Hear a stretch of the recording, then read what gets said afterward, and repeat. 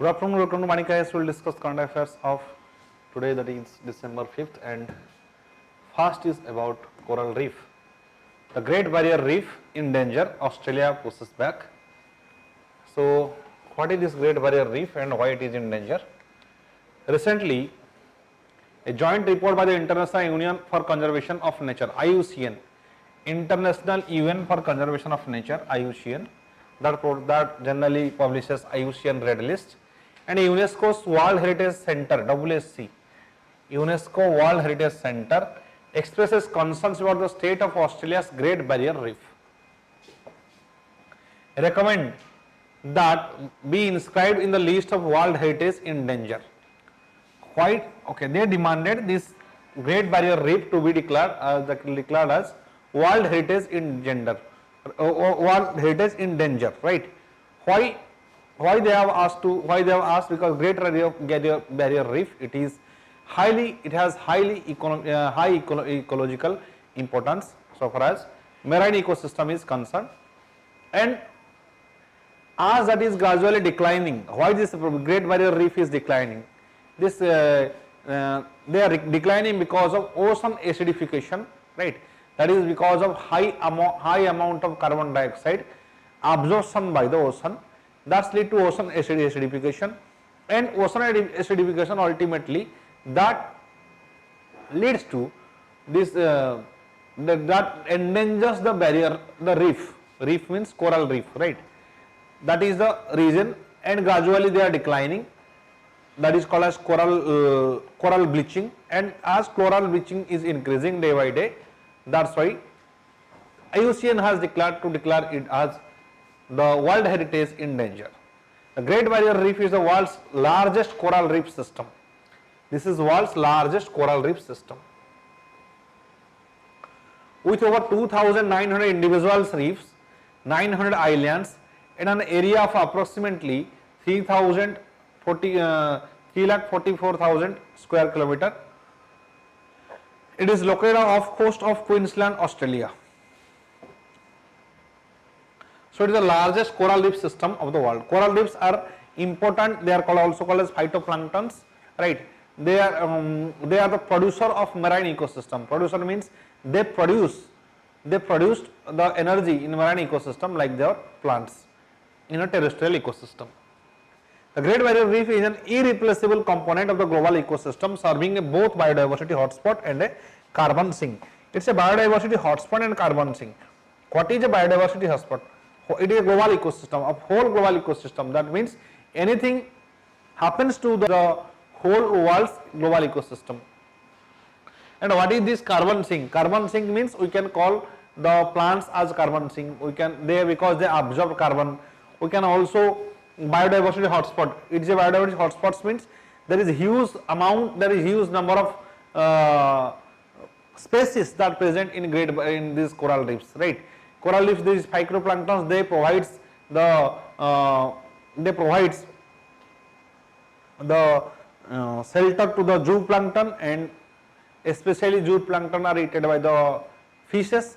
So various marine fishes and also various type of marine animals, their harbor is the coral reef, right? Their ecosystem is coral reef ecosystem. They are highly dependent on the coral reef. So if it is a biodiversity hotspot.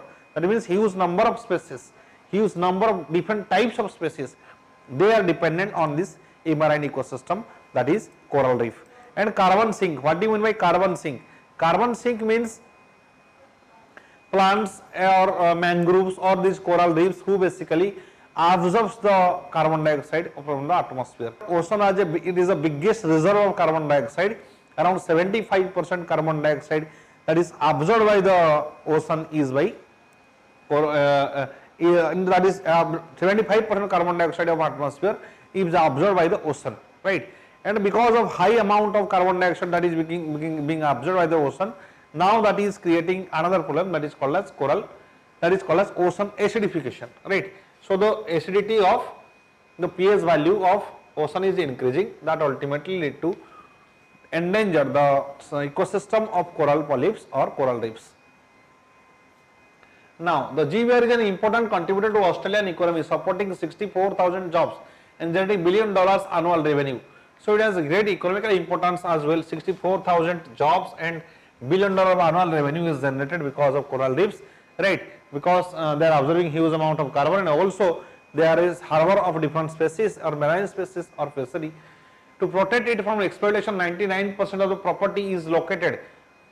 Up to 99% of the property located in the GBR Marine Park is managed as multiple use area, with variety of commercial and tourism activities are permitted. Right, variety of tourism activities are permitted because of the coral reefs. Right, coral reefs. So they has great economic importance, but because of ecological factors now they are declining. A zoning plan for the foundation of GBR management determining that permitted and where development of land use activities in coastal and coastal catchments areas adjacent to the property have significant impact on the property and managed by the Queensland government. Reason is that one of the reason why they are declining is because of the infrastructure development in the sensitive area, right? Infrastructure development in ecological sensitive area, ESZ area, that is one of the reason why, or because when infrastructure get developed, they release various types of waste materials, toxic waste material, plastics, various types of waste they enter to the ocean, and that ultimately lead to the harm for the aquatic environment. The aboriginal populations engage in traditional marine resource activities, provide traditional food, right? Especially because of tourism, they provide traditional food, practice of the living maritime culture, educate young generations about traditional cultural rules, protocols. They are one of the GBR's most important custodians, right? Yes. So aboriginal population, the tribal population, the indigenous population of those areas, they are very significant. We have in Man and Biosphere program of UNESCO also. UNESCO is prioritizing to take the community participation from the tribal people, because tribal people are highly associated with the indigenous environment or indigenous forest or similar thing. So they are the leaders, community providers, because they are dependent on the forest. So usually they don't have the commercial interest behind for the forest. They live in the forest, but they don't have the commercial interest like trade of the timber or something like that. So that is the reason why government always try to include the tribal people. After in case of India after 2006 Forest Right Act, the government has prioritized the participation of the tribals in forest and giving them community lands, right? Tribals usually they don't have individual property. They have community property. So in a particular amount of land is given to a group of tribals. Jointly they cultivate there and they develop whatever the produce they get, they equally divide among themselves.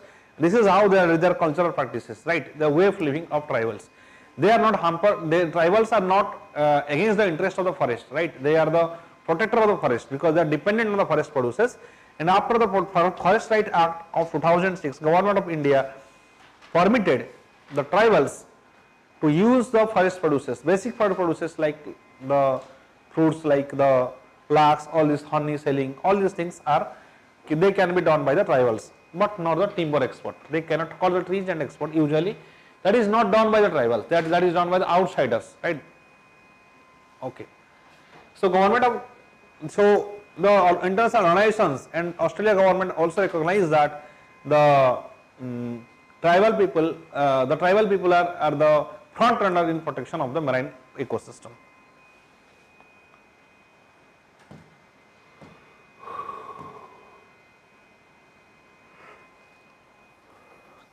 Despite Australia's ongoing and scientific efforts to manage the property, the GBR is currently being adversely and significantly impacted by the climate change. Ongoing scientific efforts to manage the property. That is the Great Barrier Reef, still there is adversely significantly impacted by the climate change, affecting its resilience and to sustain the regenerate. Many reefs have become sterile due to frequent bleaching of events.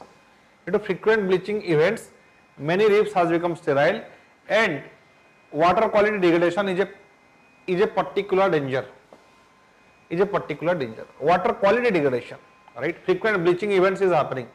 Coral bleaching means the coral reefs are constituted of course, they are component of calcium carbonate and other things, and coral reefs means they degenerate, that is called as coral bleaching. When they degenerate because of ocean acidification, that is called as coral bleaching.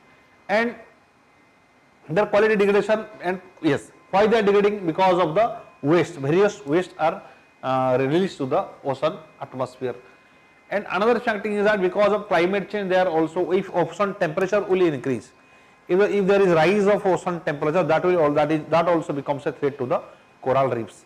And so rise of ocean, why rise of ocean temperature? Of course, because of climate change and global warming, rise of ocean temperature, rise in temperature we see, and that is the problem.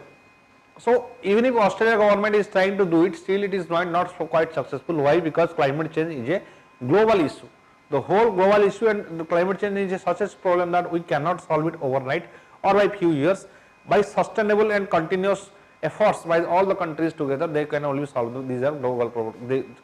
They can only solve the problems of world, like the depletion of Great Barrier Reef. According to the report, property management currently lacks clear climate change goals. The implementation of existing conservation plans has fallen short, particularly in terms of water quality management and fishing activities. Inshore land-based activities, often outside the protected area, are particularly to blame for GBS degraded water quality. Land-based activities, yes, inshore land-based activities outside the protected area, right? Because they really land-based activities when they misuse, when especially the waste, right? In case because of urbanization. Implementation of existing conservation plans has fallen short, particularly in terms of water quality management. Especially if water quality are not managed properly, especially water quality management means if we, especially with the various rivers they drain into the ocean, right? And various type of drains are used in the rivers, and that creates a problem, right? That leads to the pollution of the ocean, right? And I mean today there is the bottom of oceans are filled with plastics and various types of pollution.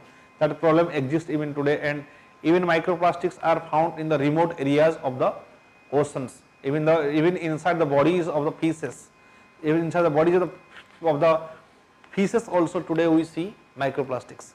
So such level of garbage are entering to the ocean ecosystem, and that is the reason why there is depletion of coral reefs. Pollutants from agricultural and construction activities have been harmful, and other proposed developments along the Queensland coast. Right, pollutants from agricultural and construction activities. Right, in agriculture we use chemical fertilizers. In construction there is various types of debris which are not biodegradable. Right, when non-biodegradable substances they enter in the marine ecosystem, and also in case of agriculture chemicals, because we use various types of pesticides and chemicals and fertilizers in agriculture, and because of surface runoff they get transmitted to the water ecosystem or marine ecosystem. Those chemicals, when they enter into the sea, they become threat to other animals in the sea. Recommendation of the report: what to do? First step is to add GBR to the list of World Heritage in danger. World Heritage in danger, this need to be added to the sea. World Heritage in danger. Monitoring and evolving farming practices, increased commitments, reduction of greenhouse gas emissions,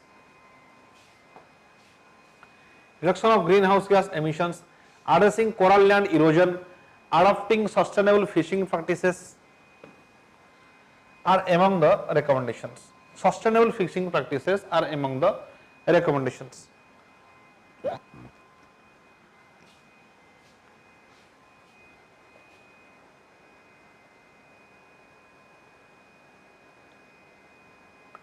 Yes, so yes, reducing the greenhouse gas and increase the commitments. Increase the commitment means we have NDC, that is national determined commitment, that we have adopted in Paris climate deal. So each country must be responsible to the climate change, especially the developed countries. Their commitment, they must increase their commitment. For example, India being a developing country, it has become the top performer among the G20 nations with respect to climate change. So why India is a developing country where 20% people are poor and still it is becoming the top performer in the climate change. That means other countries, especially the developed countries, they are not serious about their commitments, or they do not have the proper commitments, or they do not have that level of commitment which is required to control the climate change. So they must increase their commitments, they must increase their NDC that they are promising in the climate summit. Recently COP27 is organized in Egypt, right? In Egypt COP27 is organized. Then addressing coastal land erosion, adoption of sustainable fishing practices are among the recommendations. Yes, coastal land erosion. Why coastal land erosion happens? Because of the decline of mangrove. One of the reason is that decline of the mangrove population. Mangroves, decline in the mangroves. Mangroves are known as the protector of coastal areas, and because of various demand of timber and unsustainable practices, now there is a threat to the mangroves and we are cutting the mangroves, and because of infrastructure development also we are cutting the mangroves. So if you want to protect the sea coastal areas, we have to cultivate mangroves in a sustainable way to protect, and we have to address the coast. So that to address, that is what can you do to address the coastal erosion, and adoption of sustainable fishing practices.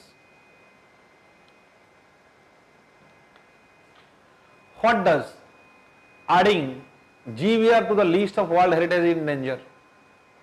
According to UNESCO, the list of World Heritage in danger is intended to inform the international community of conditions that threaten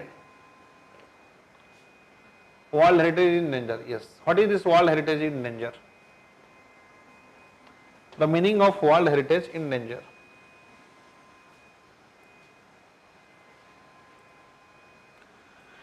According to UNESCO, the list of World Heritage in danger are intended to inform the international community of the conditions that threaten the very characteristics which a property was inscribed in the World Heritage list, and to encourage corrective action. So once it is included in the World Heritage in danger, the international community come to know about it, that this is a World Heritage that is in danger and we have to protect it.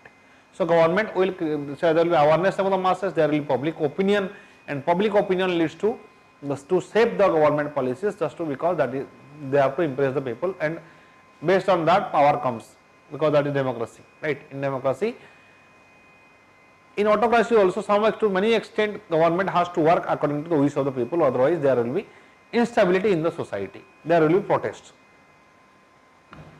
Certain the very characteristics in which property was inscribed in the World Heritage list. In accordance with the 1972 World Heritage Convention, inscribing a site on list allows WSC to provide immediate assistance from the World Heritage Fund. World Heritage Fund, yes, there will be some funding also to the endangered property, while also garnering international support for attending the site. So once it is getting included in the World Heritage in danger, that will get fund from the United Nations, and also from other private parties and other climate organizations. They will fund to protect the heritage site, or that is the coral reef. While some countries welcome the additional support that comes with inclusion on this list, many have frequently protested and attempted to prevent this from happening, seeing it a major embarrassment for the country, right? The major embarrassment for the country, right? Some leaders feel that major embarrassment for the Australia, to that it is not protecting its own heritage, and they are dependent on the world organizations. Okay. So they think that this is the same to the country, but we have to think about the importance is to protect the Great Barrier Reef, not what a particular country or people feels, right? Furthermore, while it is difficult for UNESCO to enforce any of its recommendations, inclusion in the list does bring increased scrutiny, right? This inclusion in the list will bring increased scrutiny, right? Scrutinize various activities. They can prevent some sort of infrastructure development in the coastal areas. They invest in protecting the coastal areas by mangroves, or they will stop draining the pointed sources, that is the drains, to the rivers or something like that, which are associated with the ocean. This is especially true when discussing ecological heritage sites where conservation and economic development are frequently at odds. Inclusion in such a list can have a tangible impact in all types of development projects which can be politically significant to the governments, right? Politically significant to the government, that will create public opinion. Anything that creates public opinion, then government will strive to make the correction. Australia's reaction: while in the Australia's economic and political interest to preserve the GVR, there are numerous other interests at play that muddy the waters. Australia's response must be viewed in this light. So there should be recommendation. We should consider the opinion of the, because they are the major stockholder. Australia is the major stakeholder. Without the cooperation of Australia, the international community cannot do anything with respect to the Great Barrier Reef, because ultimately Australia have to implement the programs.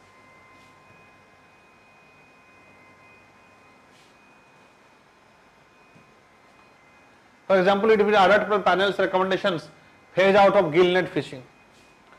Right? If it adopted the panel's recommendation, phase out gill net fishing, which indiscriminately harms the marine life, it will have to make significant investment to compensate the fisheries that rely on such type of method. On one hand, we have economic interest, right? On the other hand, we have environmental interest. In one hand, we have to think about the livelihoods of many people who are dependent on fishery, and if they are dependent on fishery, they will use this gill net fishing, and in that gill net fishing is very harmful. Or for example, India, in case of India, that is the bottom trawling, that is harmful to the marine ecosystem, right? Because that is very harmful for the marine ecosystem, that lead to unsustainable fishing, and also that hampers the marine ecosystem. But if you want to stop it, the fishermen, then government has to spend a significant amount of money to compensate the livelihoods of those peoples, and so that may also lead to political support among the Queensland fishermen. Political support, if anything goes against the interest of the fishermen, they will not vote to the current government. That is also the political challenges. When the issues are in 2021, Scott Morrison government rejected the possibility of adding GVR to the list and vigorously lobbied UNESCO to prevent it, right? Scott Morrison was in 2021, he was the president, and they were stopping it, right? Creating the lobby to stop all declaration, because that will hamper the livelihoods of the fishermen, and ultimately that will also lead to political problem for the government. Okay, just 1 second, 1 minute.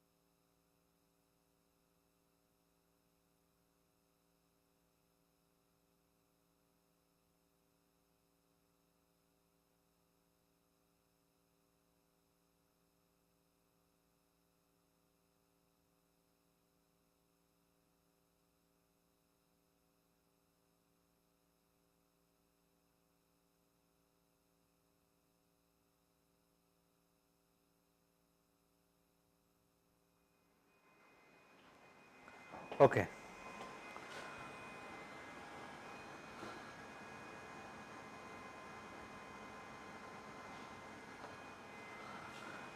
Next.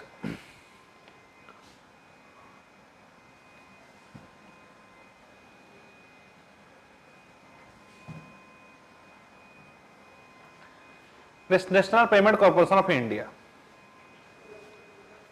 You see the prelim facts. National Payment Corporation of India, NPCI extends UPI market cap deadline by 2 years. National Payment Corporation of India is an umbrella organization for operating retail payments, that is a UPI, retail payments and settlement system in India. It is an initiative of Reserve Bank of India and Indian Bank Association. RBI and IBA, Indian Bank Association, they jointly developed this NPCI. They have recommended this NPCI under the provisions of the Payment and Settlement System Act 2007, creating a robust payment system and settlement infrastructure in India. Payment and Settlement Act 2007, NPCI is established under Payment and Settlement Act of 2007, and RBI and Indian Bank of Association, they jointly developed it. Consider the utility nature of the objects of NPCI. It has been incorporated in the non-profit, not-for-profit company. It's a not-for-profit company under the provisions of Section 75 of the Companies Act 1956, with an intention to provide infrastructure to the entire banking system. The objective is to provide infrastructure to the entire banking system for physical as well as electronic payment and settlement systems. So the job of NPCI is to develop the infrastructure for all the banks, right? For all the banking channels, it will develop the infrastructure. So it is a joint action by the RBI and all the Indian Bank of Association under Payment and Settlement Act of 2007.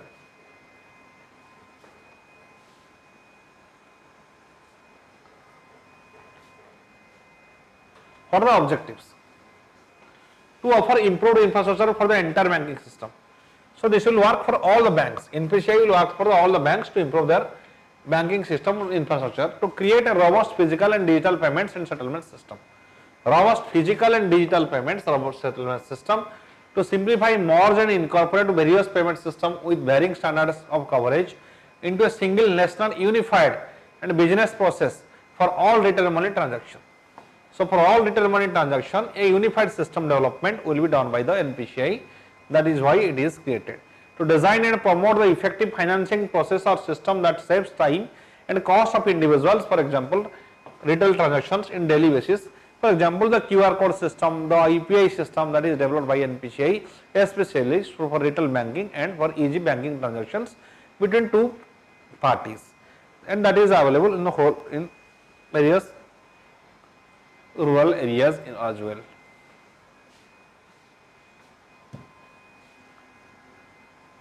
So, order production services.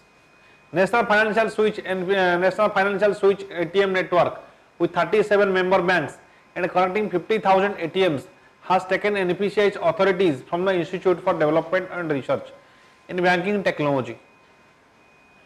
After taking over, NFS ATM network has grown many folds. Unified Payments Interface UPI is a system that makes multiple bank accounts UPI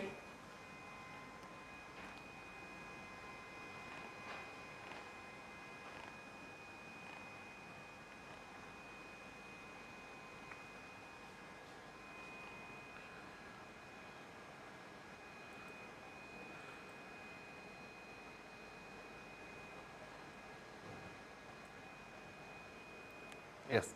National Financial Switch ATM network with 37 member banks and connecting 50,000 ATMs has taken NPCI's authority from the Institute of Development and Research Banking Technology. After taking over, NPCI ATM has grown many folds. So it is that regarding ATM network. Anybody can withdraw banks money from any ATM. So that is basically coordinated by the National Financial Switch, which is a product of NPCI. Then UPI, Unified Payment Interface, UPI system that makes multiple bank accounts to be accessed from a single mobile application. For a single mobile application, you can multiple mobile bank accounts can be. Users can make instantly money transfers through mobile devices round the clock. Anytime they can transfer the money. Any day of the year. The technology is also features peer-to-peer collect request service with a scheduling facility. So UPI, it has helped in the single mobile, with a single mobile link we can link multiple accounts, and also you can transfer the money from one account to another bank account very easily. Okay.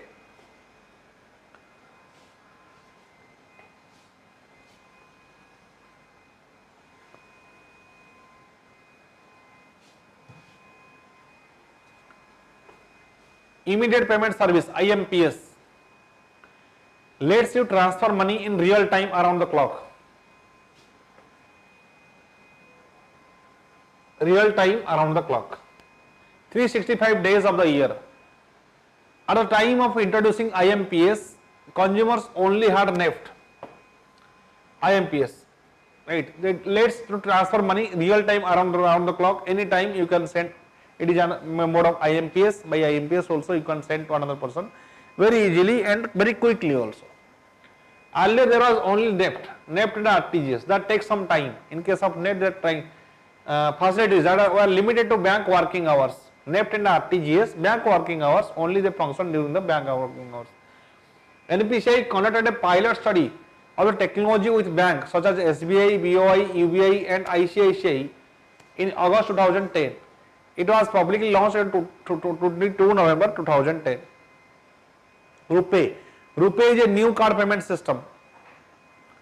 RuPay is a new card payment system launched to satisfy RBI vision to offer a domestic open loop and the multilateral system. It made it easier for the Indian banks and financial institutions to implement electronic payments. The term RuPay is a combination of rupee and payment. Now we are using RuPay card, that is the Indian card, not MasterCard, Visa card, that is not Indian. RuPay card is Indian new card, that is the services of NCPA.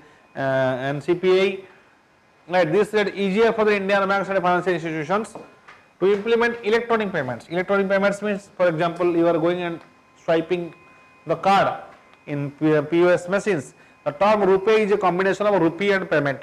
NPCI also developed RuPay contactless payments technology using open standards. So RuPay, IMPS, UPI, these all are developed by the NPCI.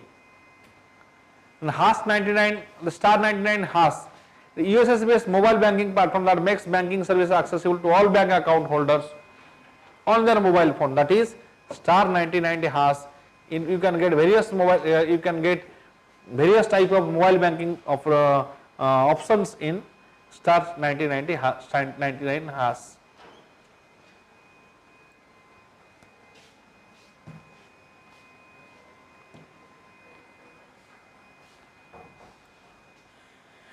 National Automated Clearing House, NSCS. It is a web-based solution that facilitates interbank high-value electronic transactions that is repetitive in nature. They are well suited for the bulk transactions. For bulk transactions between banks and banks, interbank transactions, there is NAC, that is National Automated Clearing House, NAC. National Automated Clearing House, that is NAC. For bulk transactions, right, towards the distribution of dividends, interest, subsidies, salary or pension or more. NAC system, especially for suppose a company want to send the salaries to its employees, they can take the help of NAC. The Other Enabled Payment System, AEPS. Other Enabled Payment System, AEPS. AEPS is a bank-led model that allows interoperable financial inclusion transaction at POS of any bank using Aadhaar authentication through the retail merchant. A customer must provide details such as bank identification, Aadhaar number, fingerprint, and to complete this transaction. That is Aadhaar enabled payment system, AEPS. So making transaction by finger also, that is available in many ATMs or POS machines. eKYC, electronic way for conducting authenticating real-time KYC of a customer, that is know your customer. To stop money laundering and terror financing, all these things, KYC has been done. Check truncation system, electronic image of the check is transmitted to the drawee of bank by the clearing the house. So this check truncation system that is developed for earlier clearing of checks, right? Especially in case of payment system, in case of payment systems, settlement systems. Okay.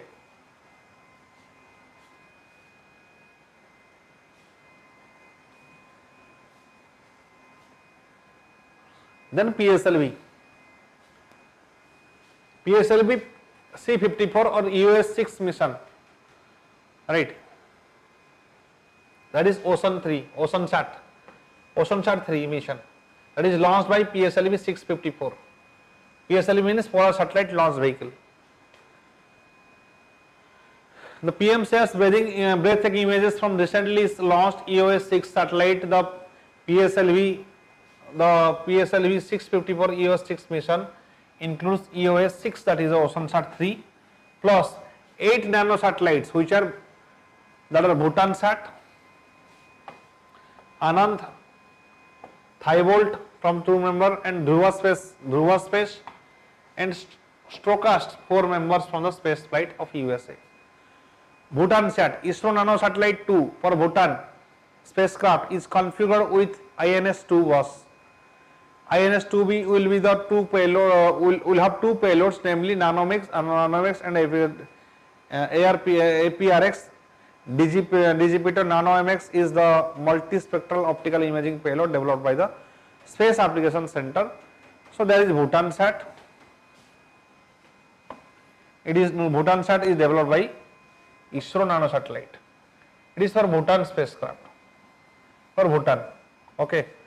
Anand, it is an Anand Nano Satellite technology demonstrate the capabilities commercial applications of miniaturized Earth observation camera for Earth observation using, yes, so this is Anand is a Earth observation satellite. Function is Earth observation. It is a nano satellite. It is about Earth observation. That is Anand.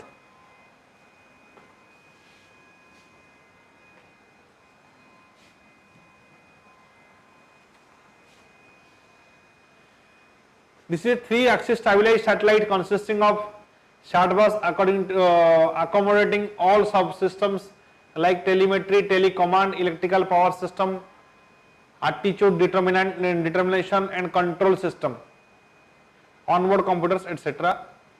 Astrocast. It is a spacecraft with demonstration satellite, the Internet of Things, IoT. Internet of Things means every physical infrastructure that is linked to the internet. Suppose now MG car, they are advertising MG car is related to, it is connected with the internet. That means that will direction, whatever you direct the car in various directions will be followed by the MG car, that is automation is there, and that automation is based on the internet. Suppose there is Swiggy delivery system, it is we can call it the IoT. All the systems that are linked with for example a bike or a auto, that is linked, or a mobile that is linked to the internet, that is a part of the IoT. A laptop is in part of the physical system that is connected with the internet, that is a part of IoT.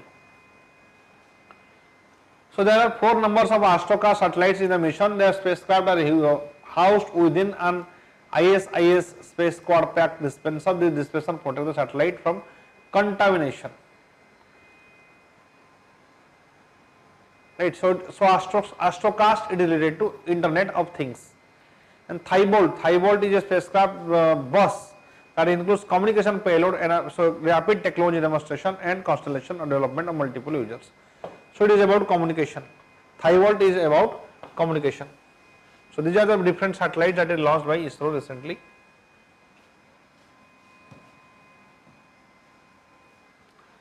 Also demonstrate store and forward functionality authorizes users to amateur frequently band. The satellites shall be deployed for using Dhruva Space Orbital Deployer.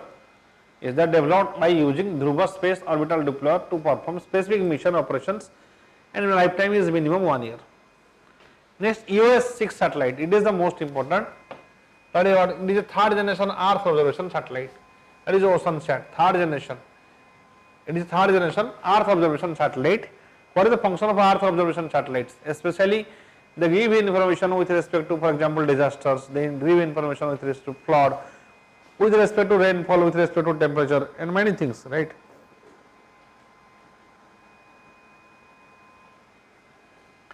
It is to provide continuity services for OceanSat-2 spacecraft with enhanced payload specifications as well as application areas. The payloads are ocean color monitor, OCM3, sea surface temperature monitor, Q-band scatter meter, and Argus mission, that is EOS satellite 3.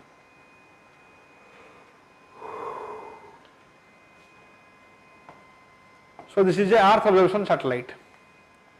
OceanSat 3 is a Earth observation satellite.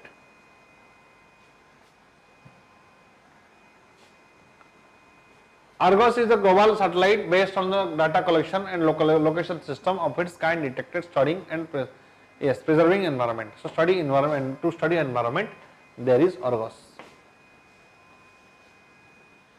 Then what is this Earth observation satellites? These are remote sensing satellites. Earth observation satellites means remote sensing satellite. Satellite used for designed for Earth observation from the orbit. It includes spy satellites. It includes spy satellite that gives information. Similar ones intended by the non-military uses as environmental monitoring, meteorology, cartography, and others. For meteorology purposes, that is for environmental monitoring, disasters, right? Rainfall, temperature, all these things will be monitored. The most common type of Earth imaging satellite to take satellite images, aerial photographs. Some of the EOS may perform remote sensing without forming pictures, such as in case of radio occultation. That is also the job of Earth observation satellite.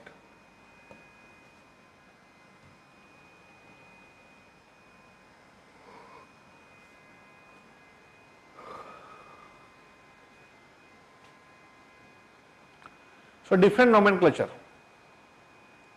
There is a insert size, then see there are different, some are insert series, then there is resource sat series, GSAT, SCAT-SAT, and few others are OceanSat also. So different naming system has been developed. Cartosat series is satellites meant to provide data on land topography and mapping, while the OceanSat is Cartosat is about land, and OceanSat about meant for observation of the overseas. Over the seas observation, that is OceanSat.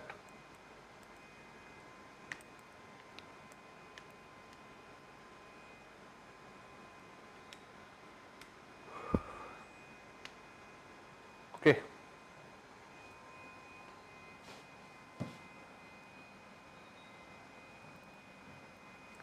National Financial Reporting Authority. What is this NFRA? Financial Report Authority. NFL chairperson attended the conference of financial reporting about corporate governance and corporate sector. Why corporate governance is essential? Corporate regulation is regulating corporates is important. Corporate governance is important because it is not about the owner, as there is the interest of huge stakeholder. There are huge stakeholders in share market, and if there is unfair trade practices like the horse of Mehta, then the people will suffer. That's why we have NFRA, that is National Financial Reporting Authority. It was constituted as a statutory body in 2018. Statutory body in 2018. And it is an important body, NFRA.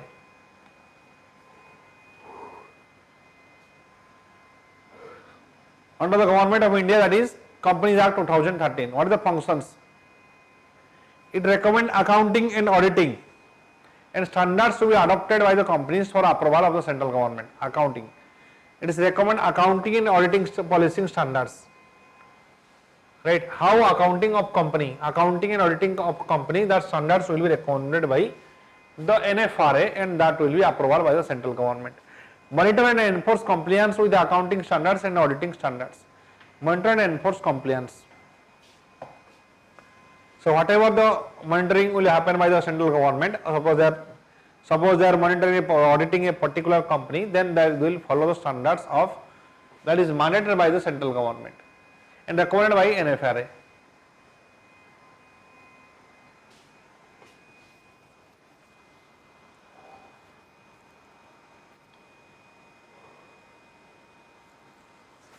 So that will increase the quality of service provided by the central government with respect to, especially with respect to auditing.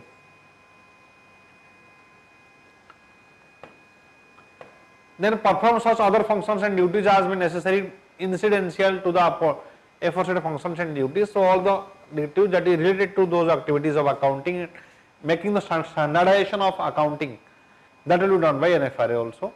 Protect the public interest. The ultimate aim is to protect the public interest, because huge number of publics, they are investing in the share market. The interest of the investor, creditors and others are associated. The jurisdiction of NFRA investigation of chartered accountants and their firms would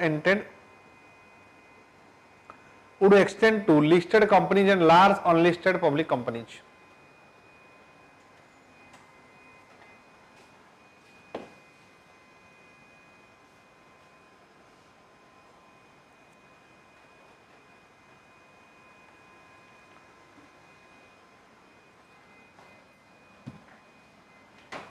The NFRA is tasked to investigate audit of listed companies. Investigate and audit of listed companies and unlisted companies with net worth less than 500 crore or paid up capital of less than 500 crore, annual turnover is not less than 1000 crore. So that will be done by the NFRA. Center further has the power to refer the entities for the investigation where public interest would be involved. The rest are regulated by the ICAI. ICAI basically, right, that will deal with the accounting regarding accounting of listed companies. NFRA will, especially the big enterprises, will be, the standard will be set by the NFRA. The interest regulatory of the role of ICAI, Institute for Chartered Accountants of India, for the Chartered Accountants Act 1949 shall continue in respect of the members in general, and specifically with respect to audits pertaining to private limited companies and public unlisted companies, right. So that will be monitored by the ICAI.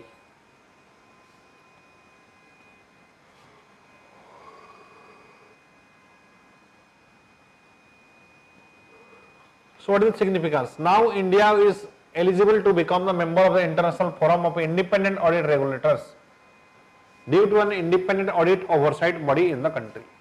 So we have NFRA and ICAI, so that India can become eligible to become a member of International Forum. It will attract foreign and domestic investments and enhance economic growth. Okay.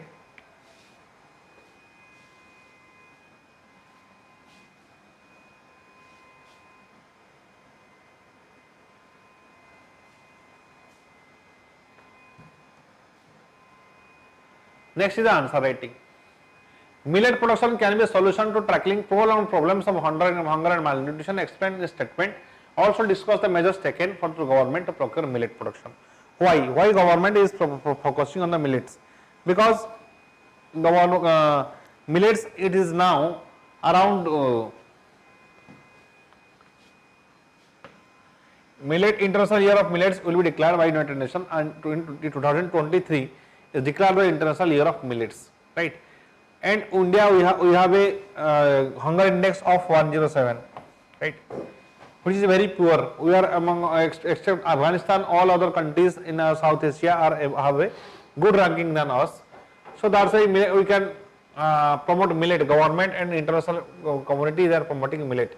It is a collective term referring to number of small seeded annual grasses that are cultivated as grain crops primarily in marginal lands and dry areas, temperature, subtropical and tropical regions. Some of the common millets available are ragi, jowar, sama, bajra and bhariga.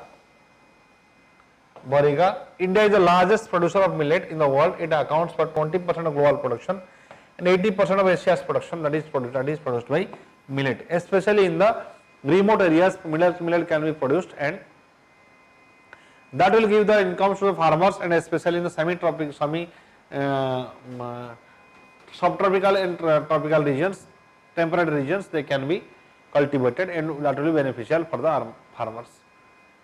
Then what is the importance? First is India has a very poor hunger ranking. Millets are harder and drought resistant crops. So even during the extreme situations like low rainfall they can also exist, so that will give additional income to the farmers. They can grow under the non-irrigated conditions even in very low rainfall regimes. Millet production requires very short period to grow, very short period. So multiple croppings can be done if you are cultivating millets. That is 70 days. So hardly 3 months, within 3 months, or not like within 3 months they will get it. So in case of paddy it is around 150 days also. Millets are photosensitive, do not require specific photo period for flowering, resilient to climate change. They are resilient to climate change. Climate change cannot affect the millet. Millet can grow on poor soils with little and no external inputs. No external inputs, no fertilizers, no good conditions is required for cultivation of millet. That's why it is declared climate friendly. It is climate friendly.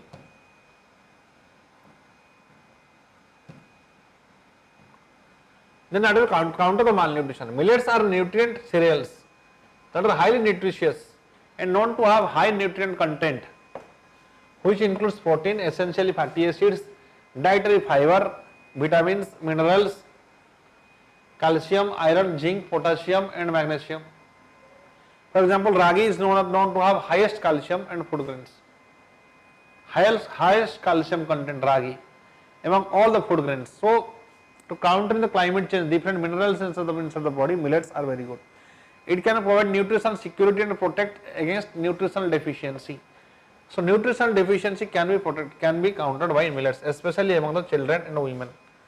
Millets can also help tackling the health challenges such as obesity, diabetes and lifestyle problems, other lifestyle problems like obesity and diabetes. So all these things can be controlled by millets, and that is very highly efficient with respect to various health diseases and also with respect to agriculture. Steps taken by the government. Initiative for nutrition security through intensive millet promotion. Intensive millet promotion, this is started by government, where government announced the allocation of 300 crores in 2011 and 12 under Rashtriya Krishi Vikas Yojana for promotion of millets as in nutri cereals. The government has linked minimum support price for the millets also. MSP is declared for the millets to incentivize the farmers to produce millets. Further, to provide a steady market for the produce, government has included millets in the PDS system. Government is also distributing them in the PDS system by providing MSP. So anybody who is cultivating, if farmer cultivates MSP, they are assured that that will be purchased by the government. Efforts are also being made to include the nutrient-rich smaller millets in the midday meal schemes in the government and government-aided schools in Karnataka and Telangana. The Government of India Millet Mission, which comes under National Food Security Mission,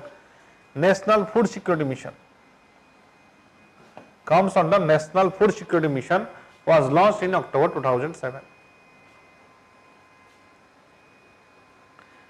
National Food Security Mission, India's Millet Mission, Government of India's Millet Mission, National Food Security Mission. Okay.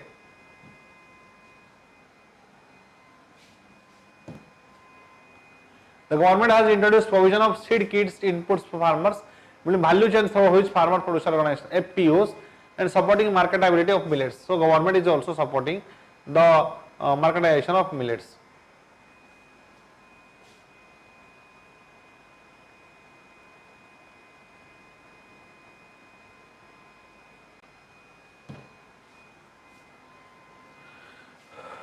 The ongoing changes in the climate condition, rising food insecurity and population, unhealthy environment, in all these cases millets can be a boost to our society.